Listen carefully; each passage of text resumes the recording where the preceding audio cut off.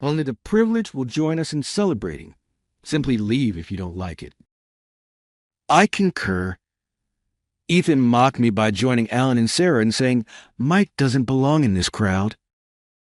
Hannah's face froze as they spoke. Confounded, Hannah's guests became silent while Ethan's visitors, who were primarily financial connections, remained mute in accordance with his family position. My patience finally gave out and I clenched my hands hard after struggling to keep my cool, but I gave Ethan and the others a silent gaze without expressing my rage. I decided then and there to put an end to their humiliation of me. I'm closing my $2 billion account. What? The room reverberated with my words. For a minute, Ethan could only appear bewildered. They later expressed their sincere contrition for how they had treated me. I am a 59-year-old man named Mike Calloway. I am devoted to the business and work for a large trade organization. I was raised by my parents with love in a remote home. My mother and I had to deal with our loss when my father died of illness when I was 10 years old. My mother put in a lot of effort to pay for our living expenses and my education even though we were poor. Life was miserable, but it was only my mother and me, and we were impoverished. My mother put up a lot of overtime to pay for my living bills and tuition. I dropped out of college and began working immediately after high school because I wanted to ease her load. I never felt bad about giving up my youth for my family. My mother, who worked at another job, suddenly collapsed from illness and died in the hospital 4 years later while I was still working part-time jobs. The reality of losing my mother was too much to bear at the age of 22. Although the pain was intense, I buried it deep within me and made an effort to get over it by focusing on my work. I happened to see a high school classmate in town one day. The only individual who was aware of my family's circumstances was she. I was uncomfortable, yet my heart was filled with warmth and memories. My classmate, who had recently lost my mother, gave me encouragement, and we soon started messaging regularly. She listened to my problems, and with time, our time together became a source of emotional support. Before I realized it, I was attracted to her. When I finally plucked up the confidence to tell her, I discovered that she shared my sentiments. We thus began dating. At 24, after switching from a part-time career to a full-time one, I proposed to her as our love grew steadily. We got married at the age of 25 after she cheerfully consented. Our daughter, Hannah, was born at the age of 30. Everything in my life looked to be going well. But those good days were short-lived. My wife, a former classmate, was involved in an unexpected vehicle accident on her way home from work 5 years later and never returned. I lost another loved one at that very moment. Despite the emptiness in my heart, I had to keep my 5-year-old daughter Hannah safe. I promised to keep her safe no matter what. That's what I decided. Since then, I have raised Hannah alone while dedicating myself fully to my job and domestic responsibilities. At the age of 29, she has grown into a self-sufficient adult who makes contributions to society. I silently observe her development and wait for the day when she meets someone who makes her happy. Something happened one day. I slumped into the sofa in the peaceful living room at night, staring blankly at the TV as I tried to unwind from the day's weariness. Although Hannah and I had been the only ones at home, she had developed into a capable adult who was firmly on her own path. It was then that she spoke to me. Dad, do you have a moment? I need to talk. Sure, what's on your mind? Hannah entered the living room, looking slightly nervous. Her serious expression caught my attention, but I responded in a calm voice. Well, I have a fiancé. What? Are you serious? The moment I heard those words, a wave of mixed emotions surged within me. Happiness and sadness overwhelmed me at the same time.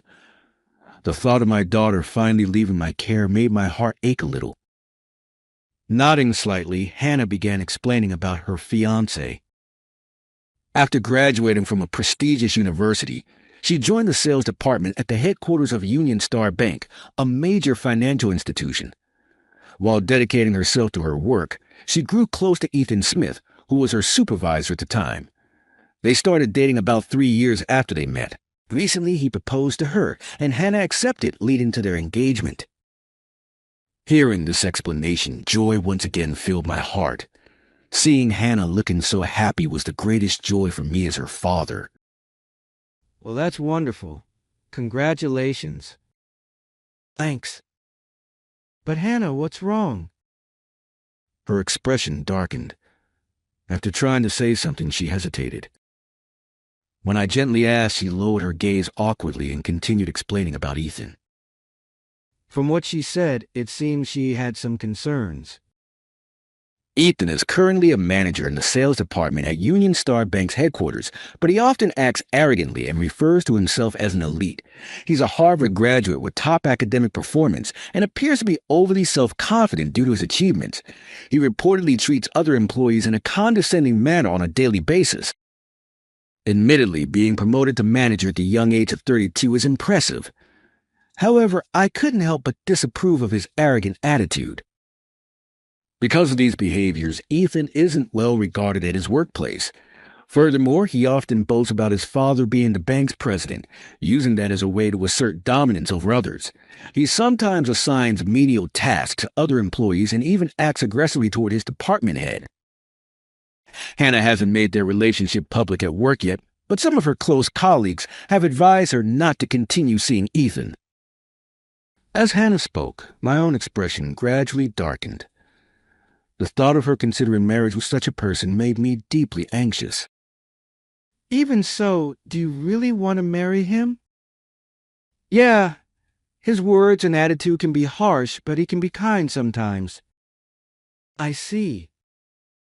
I thought about it for a while, but in the end, I decided to respect her feelings. All right then, let me meet him. He's coming to introduce himself, isn't he? I'll keep my schedule open. Well, about that, Ethan said. Individual introductions are a hassle. He thinks it's more efficient to do it during the meeting between our parents. What did she say? I couldn't hide my surprise. Normally, when you get engaged, the person themselves should first visit and introduce themselves to the other's parents. It's basic etiquette. Dismissing this as a hassle raised serious doubts in my mind. No matter how times have changed, cutting corners in such an important moment doesn't sit well with me. Still, seeing Hannah's anxious face, I couldn't bring myself to argue. If this was the person she chose, I told myself I should support her for now. All right. That's fine. Thank you, Dad. Hannah looked relieved and then returned to her room to contact Ethan immediately. Watching her back as she left, I was left alone in the living room, letting out a deep sigh. A lingering unease swirled in my heart. 1 week after receiving news of her engagement, Hannah and I headed to a high-end restaurant for the meeting between the families. Arriving there, I took a deep breath outside the private room, trying to calm my nerves. This was an important day for Hannah, so I had to approach it with a clear mind. Still, the concern she had shared about Ethan cast a shadow over my thoughts. After clearing my throat, I knocked on the door and opened it. Inside, Ethan was already seated with his parents, Alan and Sarah. Alan exuded an air of authority, while Sarah radiated a refined elegance. Thank you for waiting. I apologize for being late. Oh, well, you're technically on time, but could you avoid making us wait? I'm a busy man. I apologize, I said. Alan looked at his watch and spoke irritably, catching me off guard. For a moment, I quickly apologized politely. After sitting down with Hannah, we exchanged formal introductions. Nice to meet you. I'm Mike Calloway, Hannah's father. I'm Hannah Calloway. Calloway? That name sounds familiar, but never mind. By the way, I don't see your wife, Mike. Is she running late? Alan furrowed his brows and asked. I took a deep breath before answering. Oh, my wife passed away several years ago. Oh my, is that so? So Hannah grew up without a mother. Well, that's unfortunate. Hearing this, Sarah widened her eyes in surprise, but Alan snorted dismissively. His tone carried a clear sense of condescension. I stayed silent, observing, though I couldn't help but feel slightly uncomfortable. Next, Ethan and his family began their introductions. My name is Ethan Smith. This is my father, the president of Union Star Bank, and my mother, who serves as his secretary. Nice to meet you. I'm Alan Smith. I'm Sarah Smith. They nodded slightly and greeted us with minimal courtesy. Though the atmosphere was formal, I thought perhaps this was just how elite families behave these days. Ethan's demeanor also seemed polite at first glance, and I couldn't find anything immediately concerning that might have caused Hannah's unease. However, Ethan's next words completely shattered that impression. Now then, before we proceed, I'd like to confirm something. Mike, could you tell us about your educational background? Excuse me? I was taken aback by the unexpected question. Well, my educational background? Yes. Everyone in our family has graduated from Harvard University. Since Hannah graduated from a prestigious university, she passes. Now it's just down to you. Excuse me? Ethan continued as if this was a perfectly normal topic of discussion. Momentarily at a loss for words, I decided I couldn't lie and answered honestly. I graduated from high school. I didn't attend college. High school? What did you say? The atmosphere in the room shifted instantly. Ethan raised his voice, and Alan's eyes widened. Sarah covered her mouth in shock. A high school graduate trying to marry his daughter into the Smith family? This is outrageous. A high school graduate is incompetent. Unbelievable. What? Alan fiercely criticized me, and Sarah echoed his sentiments. I tried to respond, but was left speechless by the sudden turn of events. Hannah was also frozen, unable to say anything. Ethan, joining in on his parents' reactions, added his own remarks. Unbelievable. I had no idea Hannah's father was just a high school graduate. I mistakenly assumed her father must be exceptional based on her academic background and work performance. Ethan, excuse me, but does my educational background really matter that much? I raised my voice in protest, but Alan and Sarah continued without hesitation. I refuse to accept a high school graduate father-in-law into our elite family. Exactly. And Hannah was raised without a mother, wasn't she? A girl raised by a single father couldn't possibly have proper manners. Ethan, you should call off this marriage. Well, I'd like to, but I have to admit, she's my type physically. Plus, she always does as I say. Ethan turned to Sarah and said this without hesitation. At that moment, a surge of shock and anger hit me. The reason Ethan chose Hannah wasn't her heart or personality, but simply her appearance and obedience. Are you telling me you're marrying Hannah for those reasons alone? No, of course. I'm also considering her educational background and performance at work. Ideally, I'd have preferred someone from Harvard like us, but since she attended a fairly well-known university, she passes. Passes? What exactly do you mean by passes? Is this some sort of test? I couldn't help but question him, but this time Alan interjected. The Smith family is an elite lineage that has lasted for generations. We have to carefully evaluate the background of anyone joining our family to protect its status. Alan's absolutely right. There's no way we can let a high school graduate cross our threshold. It would be a disgrace for generations to come. Then does this mean Hannah's marriage is... I lowered my head and was at a loss for words. Because of me, my daughter's marriage could fall apart. The thought tightened my chest.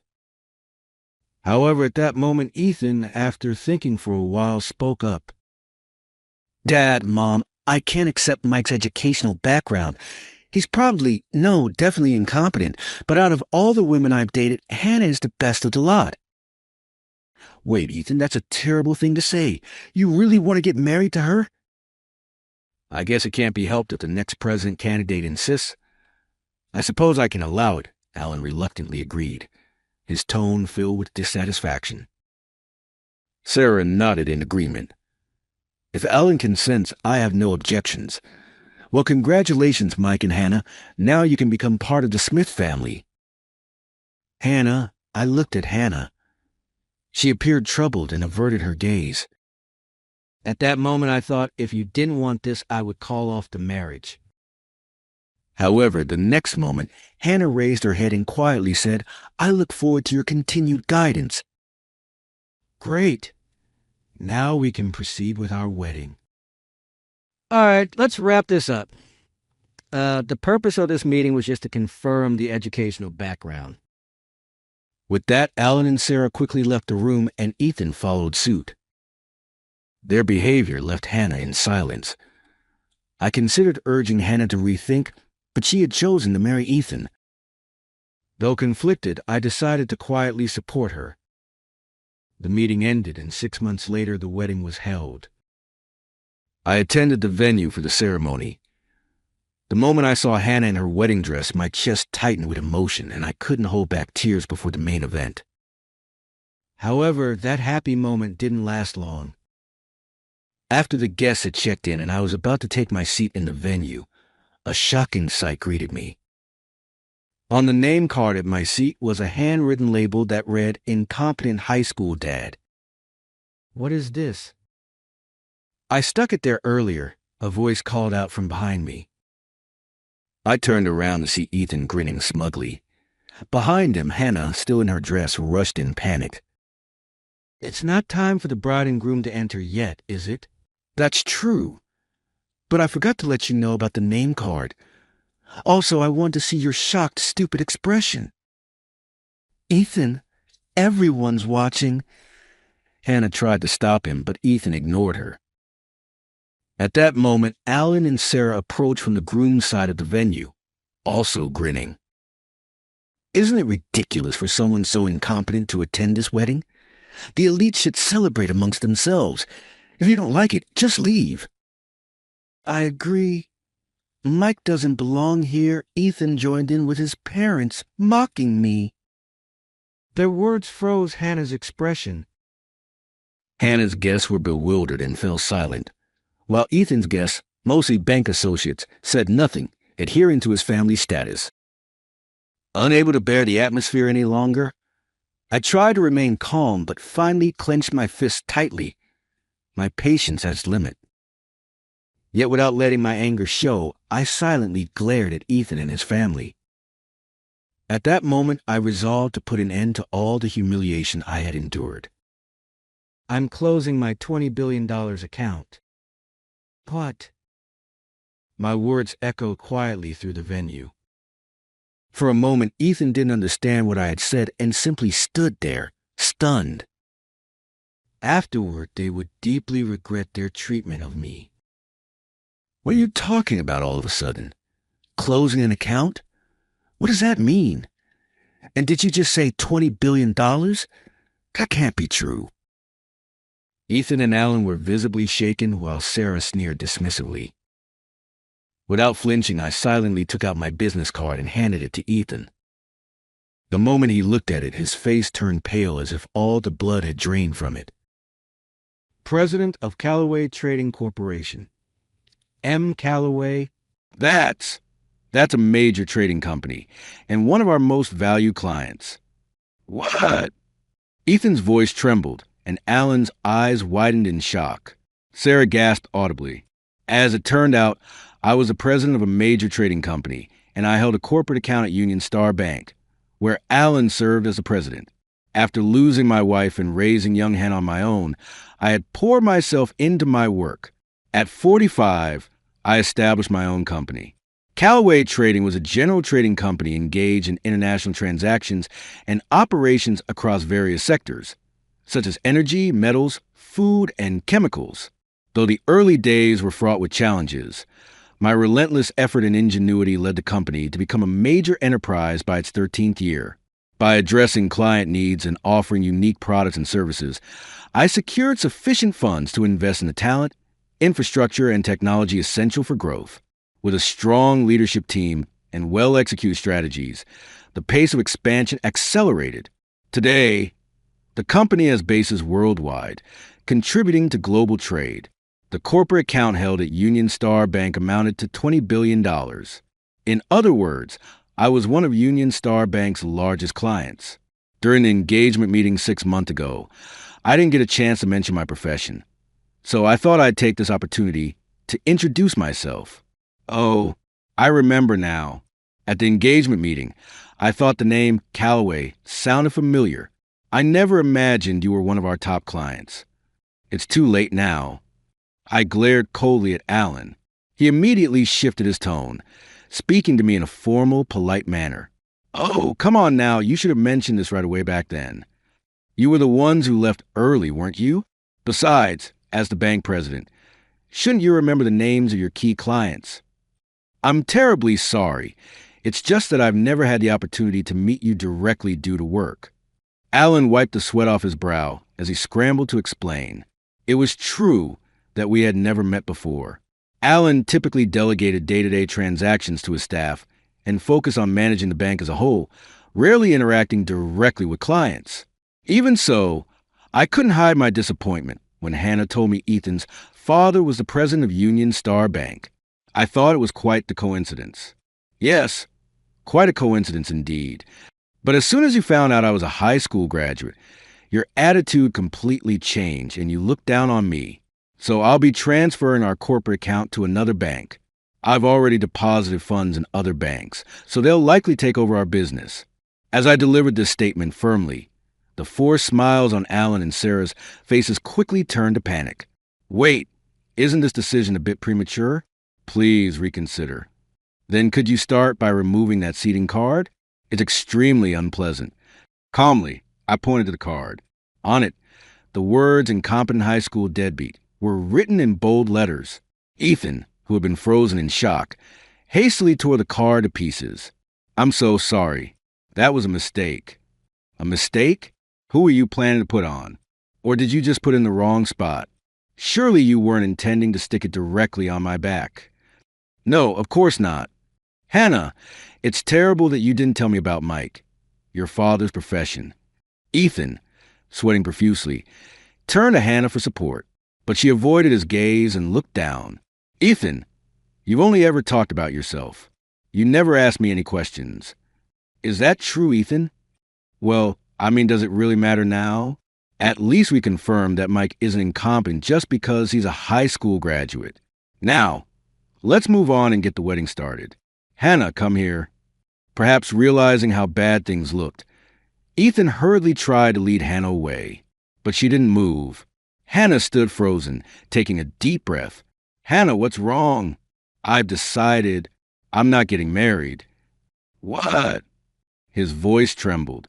His disbelief was evident as he stared at Hannah after hearing her declaration moments before their wedding. Her quiet yet firm words sent a chill through the entire room. Surprise was etched on my face, as well as Alan's and Sarah's. What are you saying? You've been accepted into an elite family. That's right. This is such an honor and a joyful occasion. Now, let's celebrate with your father. That's exactly why I don't want this. What's so great about an elite family? You've been looking down on my dad this whole time. Hannah raised her head and responded with a composed but firm expression.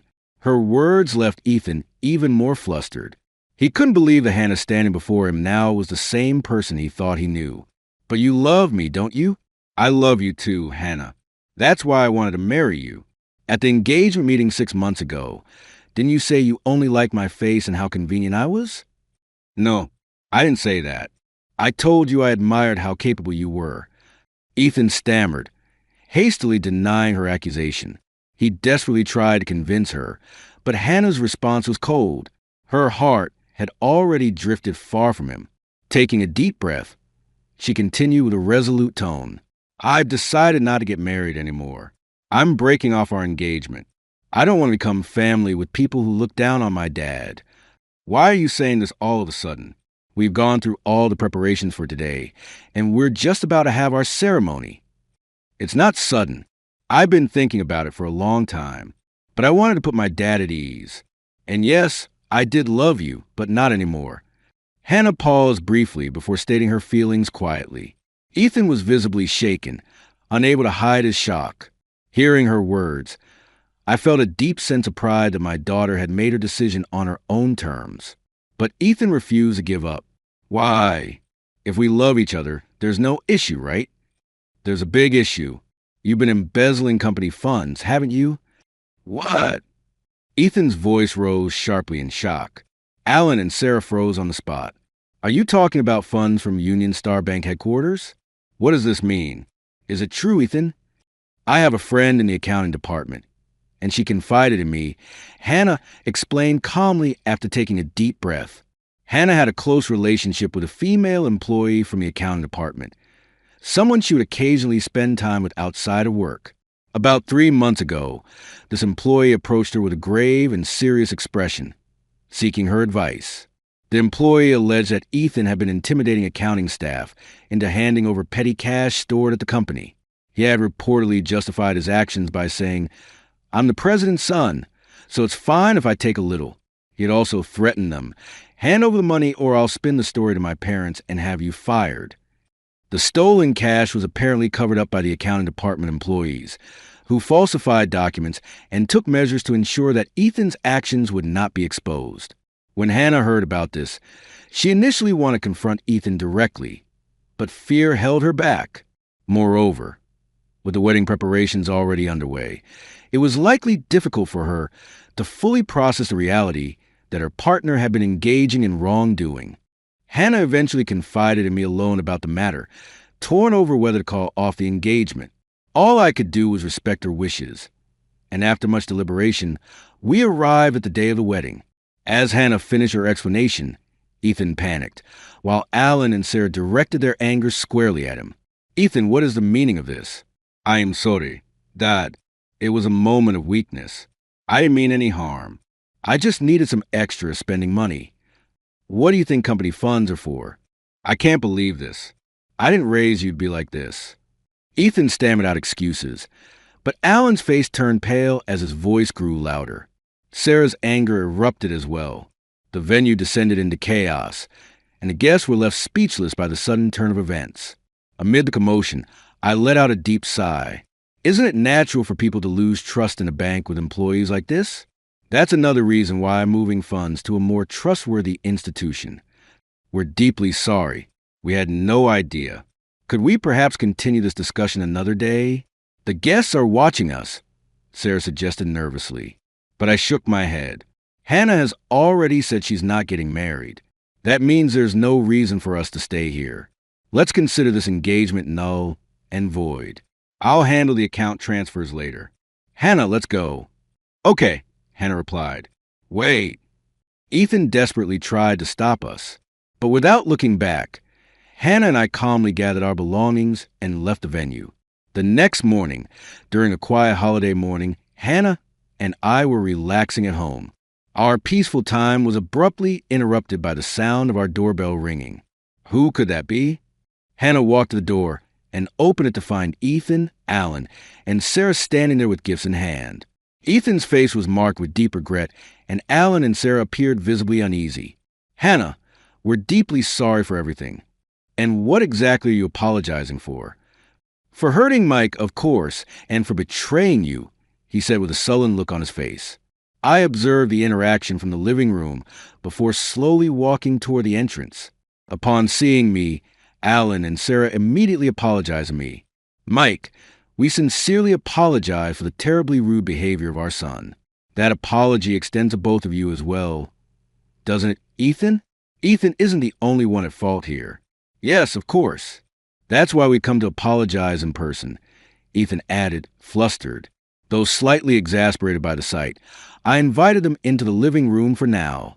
Prompted to sit on the sofa, Ethan and his parents awkwardly took their seats. Hannah brought them tea, but they began showering her with excessive praise for the gesture. Thank you. You really are a wonderful woman. Absolutely. Such elegance. It's clear that Mike's upbringing was exceptional. Exactly. It's this subtle kindness that made me fall for her. Alan took the lead, followed by Sarah. Ethan also added comments with a fawning smile, yet Hannah did not show a single trace of smile. Her cold gaze was palpable, and I cut off their superficial flattery. Are you here just to apologize, or is there another reason you came bringing gifts with you? As expected of you, Mike. Actually, this is about the money transfer. I have no intention of reconsidering, I said immediately. My response caused Alan to panic. Please, if you move $20 billion, it would be a massive problem for the bank. Alan was pleading with me. I understood well the gravity of losing a major client. A significant client provides substantial profits through deposits and loans. Losing one would reduce interest and fee income. Furthermore, losing a significant client could impact the bank's credibility, potentially damaging trust from other clients and the market.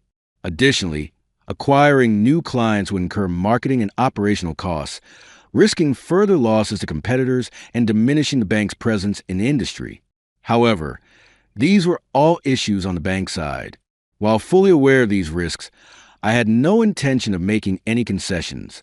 I'm sorry, but I won't reconsider. Please, I'm begging you, think of it as helping out our bank. No. My resolute tone left Sarah visibly flustered as she also began pleading, but my answer remained firm. At that moment, Ethan interjected. Then could you at least allow our marriage? Why are you bringing this up now? Hannah already said she doesn't want to marry you, but I still love Hannah. Please let me marry your daughter. I raised an eyebrow in disbelief, but Ethan remained determined in his sudden proposal. Hannah responded coldly, her face expressionless. I'm breaking up with you.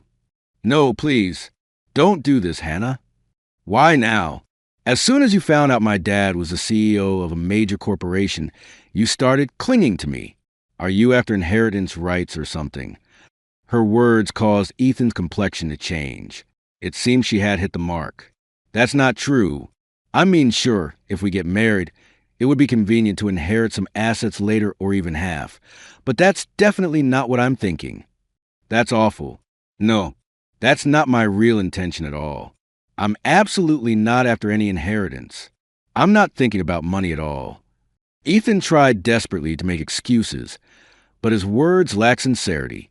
Seeing his obvious distress, Hannah let out an exasperated sigh. Alan and Sarah then stood up and knelt at Hannah's feet, pleading, Please, Hannah, we were wrong. Marry Ethan. I beg you. If not, at least convince Mike to stop transferring the money. What are you thinking? There's no way I'd do that, Hannah snapped. Her anger did not subside.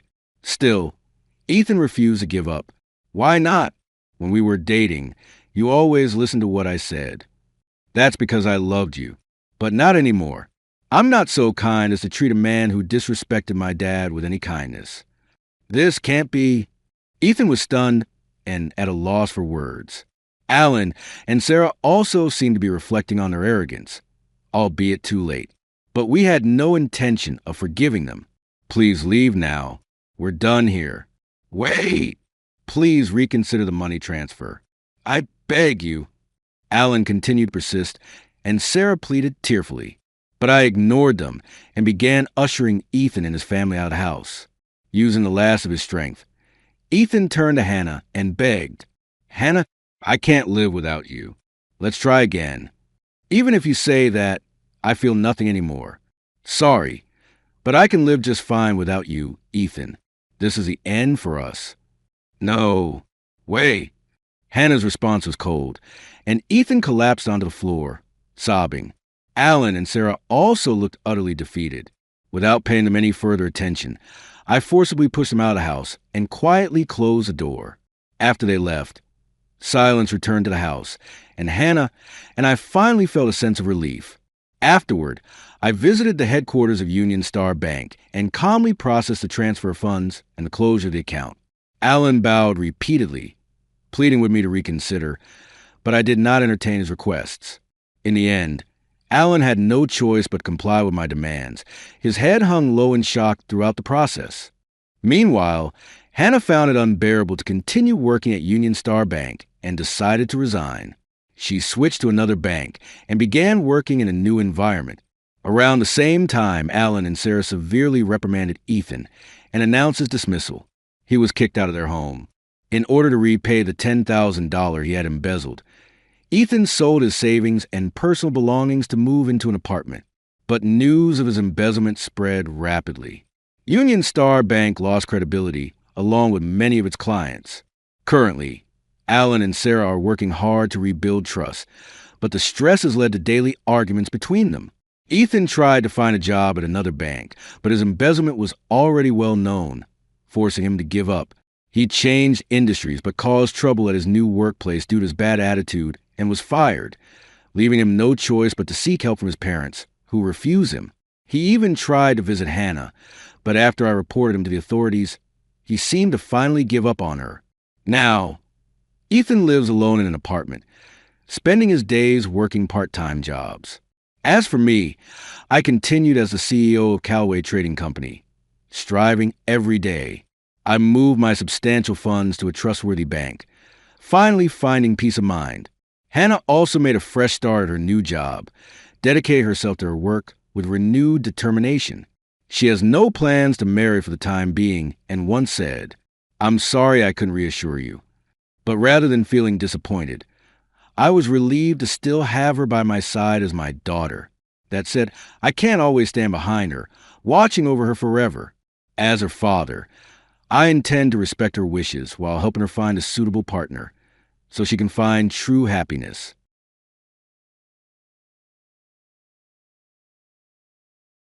My manager said bluntly, "Jake, we're eliminating your position after 17 years.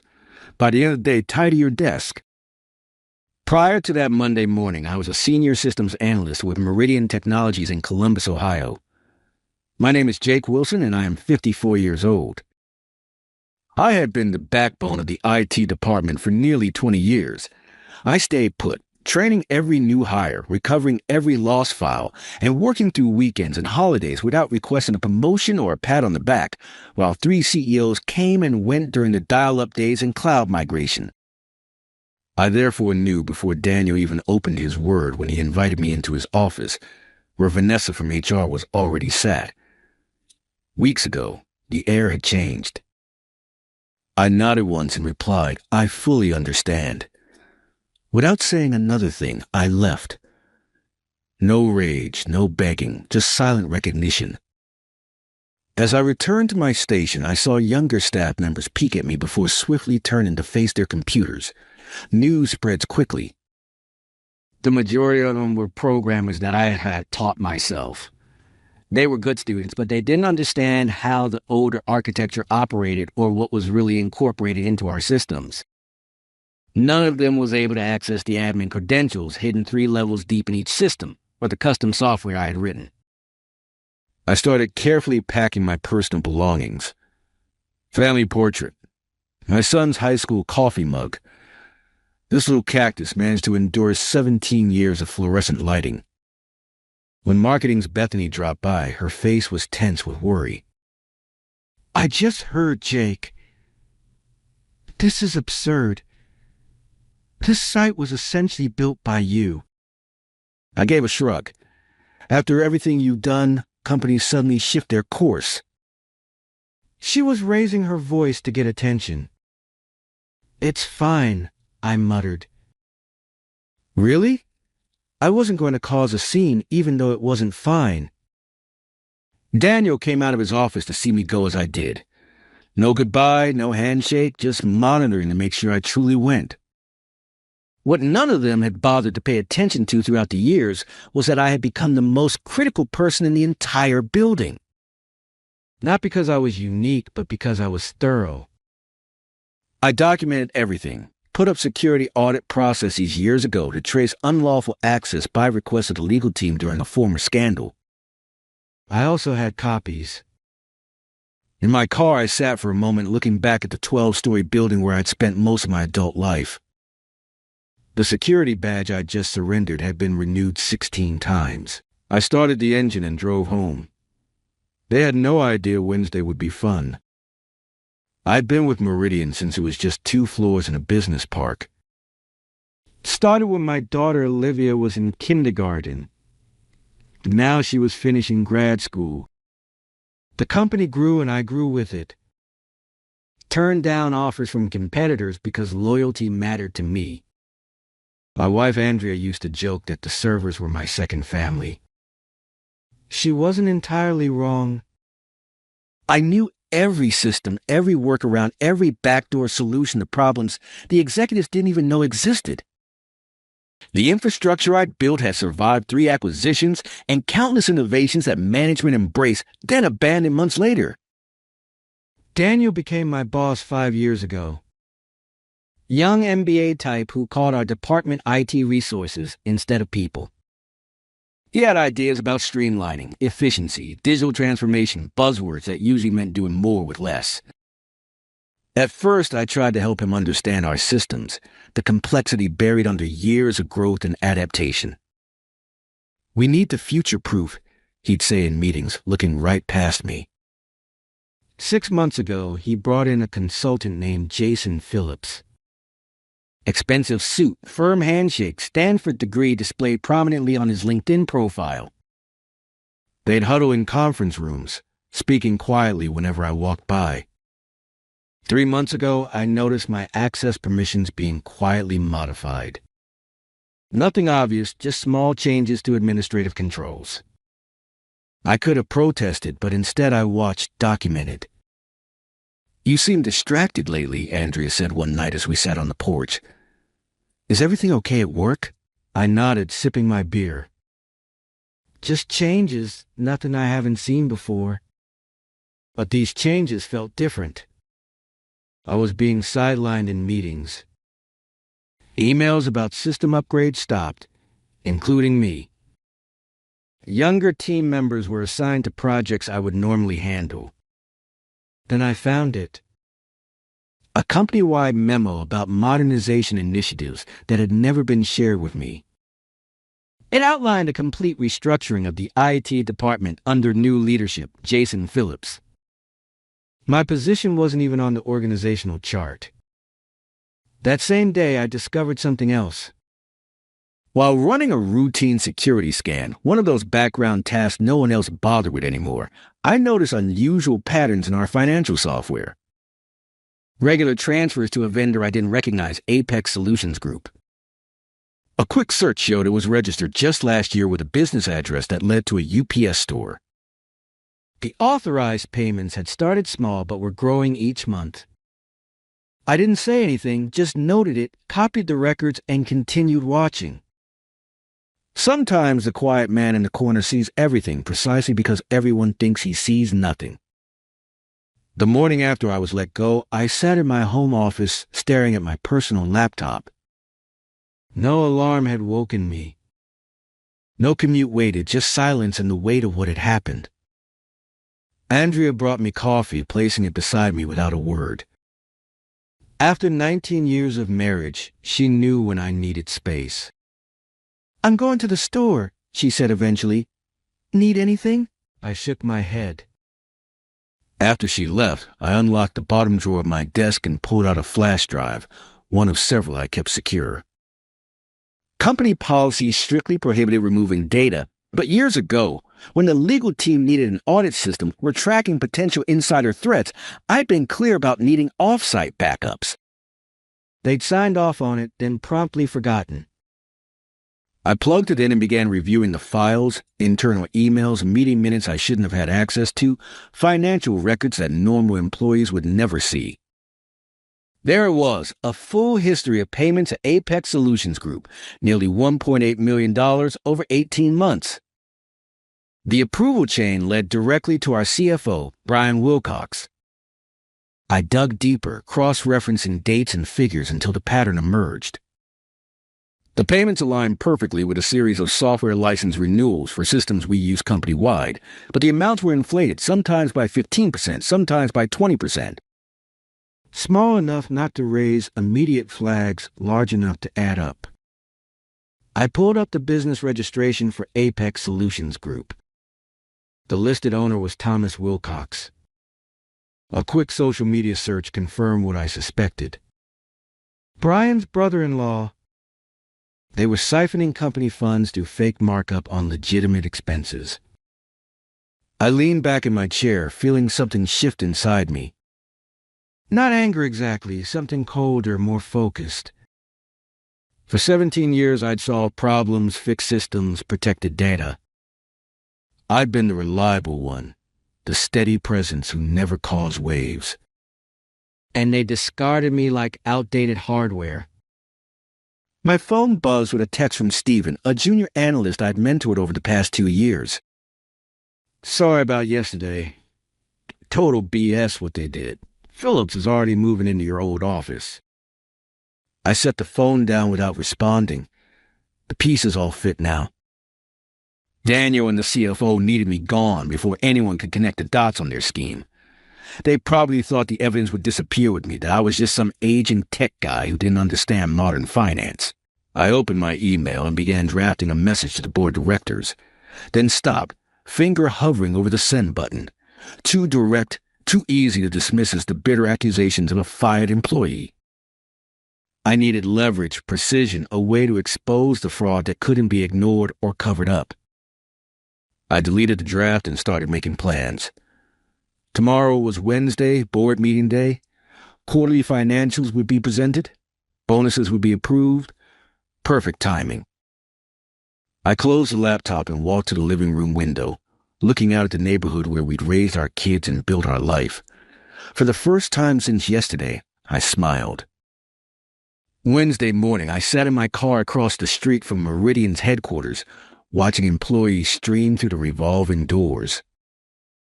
In the passenger seat was my laptop, logged into an email account I created years ago for security testing, one that appeared to come from an internal company domain but wasn't tracked in the main directory. At exactly 9:15 a.m., I sent my first move, an email to Daniel with the subject line, "Financial Irregularities. Urgent review needed," and a basic summary of what I'd found regarding the Apex payments. I included just enough detail to be credible, but kept the brother-in-law connection out of it. If Daniel was involved, he'd panic. If he wasn't, he'd investigate. Either way, I'd learn something. By 9:45, my phone rang. Daniel's number. I let it go to voicemail. His message was terse. "Jake, we need to discuss your email immediately. Call me back." I didn't. Instead, I drove to a coffee shop, set up my laptop, and waited. At 10:30, another email appeared. This one from Vanessa in HR. "Mr. Wilson, we've received concerning communication from you that potentially violates your separation agreement. Please cease all contact with Meridian employees and remember your confidentiality obligations. Any further communications may result in legal action." That's how they were playing it. Threaten, dismiss, isolate. I hadn't signed any separation agreement. At noon, I drove to my bank and accessed my safe deposit box. Inside was another backup, older, but with critical information I hadn't included on my regular drives. Among the files were original security protocols I designed, including documentation of who had access to what systems and when changes were made. According to these records, Brian Wilcox had personally requested expanded access to the financial approval systems 18 months ago, right when the Apex payments began. Back home, I found 3 more missed calls: Daniel, Vanessa, and now Jason Phillips. I hadn't expected him to get involved so quickly. Interesting. I checked my personal email to find a message from Steven marked urgent. "Jake is saying you sent some crazy email about financial fraud. Phillips called an emergency meeting. Everyone's talking. They're pulling your access to everything, even historical stuff. We need to do our jobs. What's going on?" Poor kid. Caught in the crossfire. I sent a brief reply. "Don't get involved, Steven. Just watch." At 3 p.m., my home phone rang, a number I hadn't used for business in years. I picked up but said nothing. "Jake, it's Brian Wilcox." His voice was steady, controlled. "We should talk about your concerns. I think there's been a misunderstanding." "Is that what you call it?" I asked. "Look, transition periods are always difficult. If you have questions about company finances, there are proper channels like the board." I interrupted. "Silence, then. The board doesn't need to be bothered with operational details." "Why don't we meet tomorrow? Just you and me. We can clear this up. Sorry, I'm busy tomorrow, I said. Besides, I think the board might actually be very interested in Apex Solutions Group and your brother-in-law. The sharp intake of breath told me everything. You're making a serious mistake, he said finally. We can make this right. Generous severance, references, whatever you need. Goodbye, Brian, I said and hung up. Within 10 minutes, Vanessa emailed again. Suddenly, my severance package had doubled with an attached agreement requiring my complete confidentiality regarding all company matters. They were scrambling now, but they still thought they were dealing with a simple extortion attempt. They had no idea what was coming. Thursday morning brought clarity and confirmation. I'd spent the night combing through years of data, connecting dots I'd previously overlooked. The Apex scheme wasn't Brian's first creative accounting project. 3 years ago, shortly after he became CFO, another pattern emerged. Consulting fees to a firm called Lakeside Business Solutions. Different name, same game. Inflated invoices for services partially or never rendered. I traced the registration for Lakeside. This one led to Patricia Wilcox, Brian's wife. The woman was apparently CEO of a company that had no website, no employees, and a virtual office address. But the bigger revelation came when I dug into email archives. Daniel hadn't just been aware of these arrangements. He helped facilitate them. In exchange, his department received budget increases while others faced cuts. He'd been brought in specifically because the previous director had started asking questions about IT expenditures. Even Jason Phillips was connected.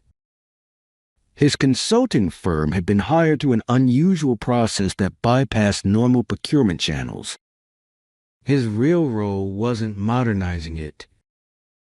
It was eliminating the one person who might notice the financial patterns. Me. The scheme was elegant in its simplicity. Create legitimate-seeming vendors, approve inflated payments, and split the difference. Since actual services were being provided just at marked-up rates, auditors scanning for completely fraudulent charges would miss it. Over 3 years, they diverted nearly $4.3 million. I gathered everything into a comprehensive report. Spreadsheets showing the pattern of increases, business registrations linking the companies to Brian's family, email exchanges showing Daniel's knowledge and participation. Then I did something they wouldn't expect. I contacted Robert Chen, a board member I'd worked with years ago during a security implementation. He was semi-retired now, but still attended quarterly meetings. Jake Wilson, he said, answering on the second ring. Long time. Heard you left Meridian. Not by choice, I replied. Robert, I need 15 minutes of your time. It's important. Silence then. This about why Brian and Daniel had been huddled together looking stressed? Board meeting was tense yesterday. Probably he chuckled. Always figured you knew where the bodies were buried. Where can we meet? An hour later, we sat in a park 3 miles from headquarters. I handed him a sealed envelope containing a printed summary and a flash drive. That's everything, I said. Dates, amounts, connections. I'm not looking for my job back. I'm not looking for money. I just want the right people to know. Robert studied me. Why come to me? Because you actually read audit reports. I've watched you in meetings. You ask questions. He nodded slowly. There's an emergency board session tomorrow. Finance committee review. Convenient timing, Jake, he said, pocketing the envelope. If this checks out, there will be serious consequences. I'm counting on it. As I walked back to my car, my phone buzzed with text from Andrea. Someone named Jason Phillips came by the house looking for you. Said it was urgent. I told him you were out. They were getting desperate. Good. That afternoon, I received job offers from 2 competing firms, both for positions well above my previous role, both offering substantial signing bonuses. Word had gotten around about my sudden availability. I ignored them for now. This wasn't about finding another job. It was about finishing what they had started. That night, using credentials that should have been revoked, but weren't, sloppy IT transition. I accessed the company's email server one last time and scheduled a message to be delivered to every board member at 8 a.m. tomorrow. Before you approve Q2 bonuses, read this. Attached was my full report. Friday morning dawned clear and bright. I sat on my porch with coffee, watching the neighborhood wake up. No alarm clock, no commute, just waiting. At precisely 8 a.m., my scheduled email delivered its payload to the board members. By 8:17, my phone began to ring. Numbers I didn't recognize, likely board members' assistants scrambling to reach me. I let them all go to voicemail. At 9 a.m., the Emergency Finance Committee meeting would begin. Robertson would be there with my documentation in hand, watching reactions as my email was discovered and discussed. At 9:32, Stephen texted, "Police are here. Will Cox and Daniel being questioned in conference rooms. Phillips looking sick. What did you do?" I didn't respond. The wheels were turning exactly as I'd anticipated. By 10 a.m., Meridian's general counsel called. Unlike the others, I answered this one. "Mr. Wilson, this is Patricia Graves from Legal. We need you to come in immediately to discuss information you provided to the board." "I'm available by phone," I replied. "This really requires an in-person discussion." "No, it doesn't," I interrupted calmly. "Everything I know is in that report. Everything I have is already backed up in multiple secure locations. If anything happens to me or my family, additional copies go to the SEC, IRS, and 3 news outlets." Silence. "Mr. Wilson," she finally said, her voice carefully measured, "the board is taking this extremely seriously. They've already placed several executives on administrative leave pending investigation. They would appreciate your cooperation. I've cooperated fully by providing complete documentation. My part is done." After she hung up, I drove to a diner 20 minutes outside Columbus. No sense being easily found today.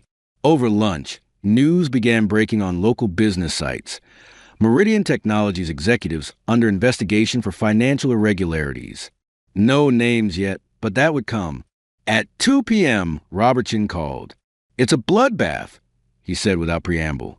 Brian confessed once we confronted him with your evidence. Trying to cut a deal, blaming Daniel for pressuring him. Daniel's denying everything. And Phillips claims he was just a consultant who had no knowledge of financial matters. Board isn't buying it. We've suspended all 3 pending further investigation. The money forensic accountants are coming in Monday.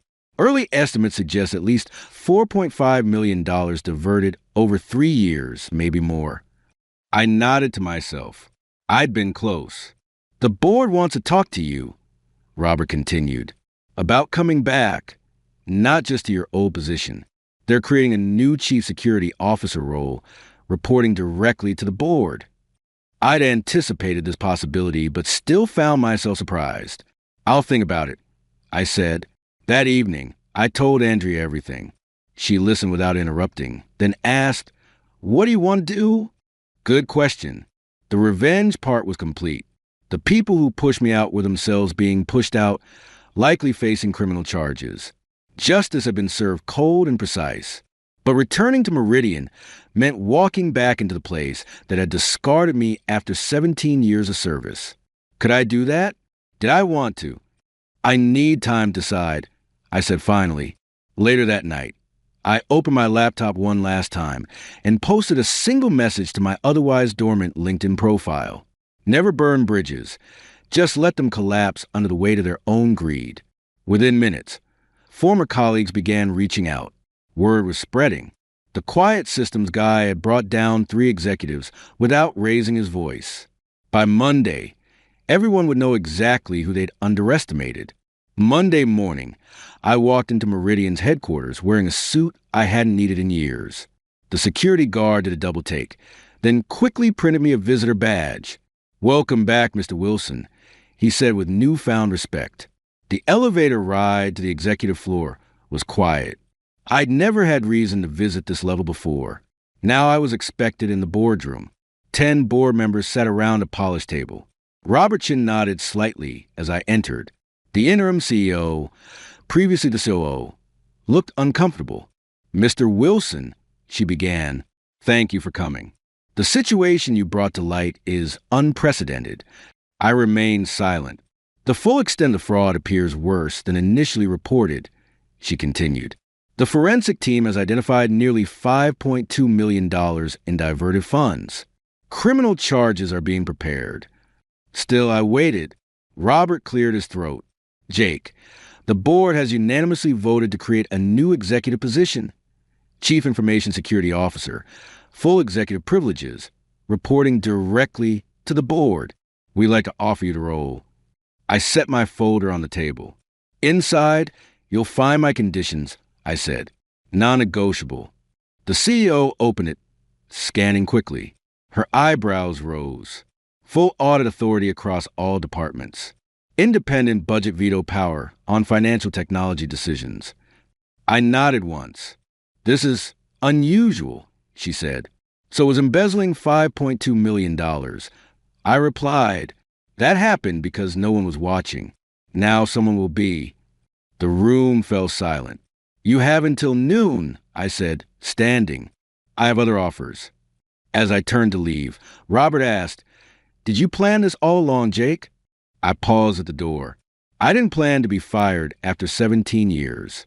Everything after that was just me doing what I've always done. Identifying system vulnerabilities and implementing appropriate security measures. At 11:47, they called. They'd accepted every condition. 6 months later, I sat in my new corner office reviewing security protocols for the upcoming quarter. The view overlooked the Columbus skyline, a daily reminder of how much had changed. Brian Wilcox had pled guilty to multiple fraud charges.